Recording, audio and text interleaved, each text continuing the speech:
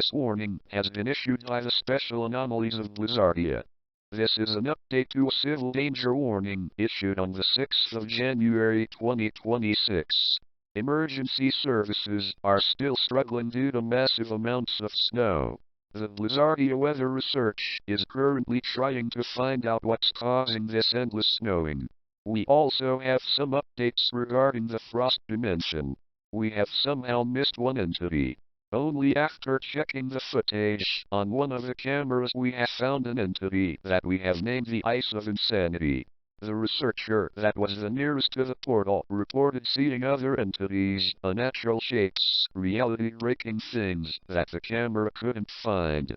The entity has a regular humanoid torso with legs. However, it appears to have ice crystals instead of hands and a triangular-shaped head with an unrealistically large static smile. Please, as soon as you see one of these entities, call your local law enforcement, as we had already informed them about this entity.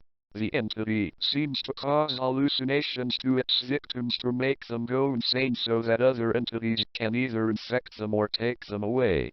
If you start seeing things that are not real, hide, close your eyes and call for help before it's too late for you.